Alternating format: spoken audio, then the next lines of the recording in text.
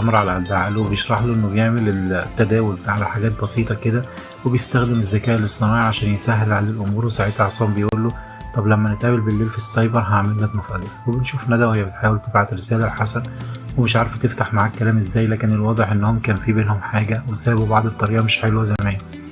وساعتها الرسالة بتوصل لحسن وهو في البيت وبيستغرب هي عايزة ايه، وبيرد عليها وبيتفقوا يتقابلوا لأنها محتاجة منه حاجة ضروري. وبيتقابلوا في محطة مترو الأنفاق، وبتقوله إنها عليها فلوس لناس كتير ومحتاجة مساعدته، وإن هاني السني وداها في داهية وإنها عايزة تنتقم منه، وأكيد حسن عايز ينتقم منه برضه. لكن حسن بيفاجئها إنه مش شاغله الموضوع، وإنه شغال دلوقتي في محل موبايلات ومبسوط، ومش عايز يرجع يشتغل الشغل بتاع هاني السني اللي واضح جدا إنه كان شمال.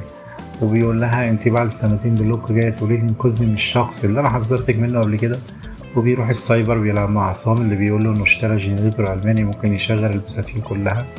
وبيتفقوا مع صاحب السايبر انهم ياخدوا السايبر ساعتين 3 لوحدهم ويشغلوا الجنريتور عشان يبداوا في عملية التعديل. وطبعا كل الدنيا حاطة على حسن، مش فاضل غير خالد جوز اخته، وهو كمان مش هيرحمه.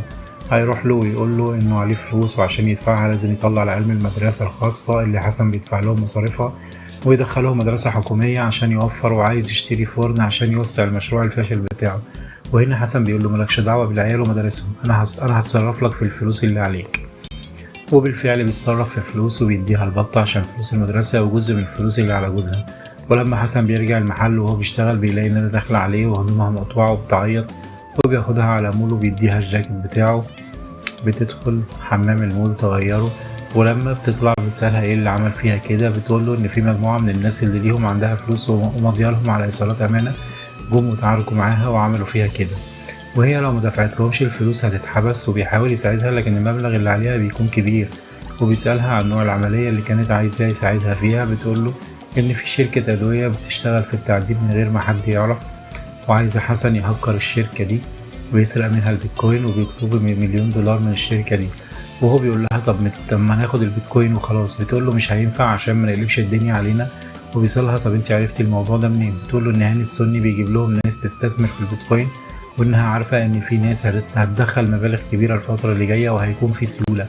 وبيستغرب هي عرفت كده منين، هاني قالك؟ بتقول له انا هكرت تليفون وعرفت المعلومات دي من التليفون. وبيتقابلوا مع عصام اللي بيكون مش طايق ندى ومش مستريح لوجودها مع حسن وحاسس انها توديه في داهية، لكن اول ما بيعرف ان الموضوع فيه $1,000,000 بيغير مبدأه في ثانية.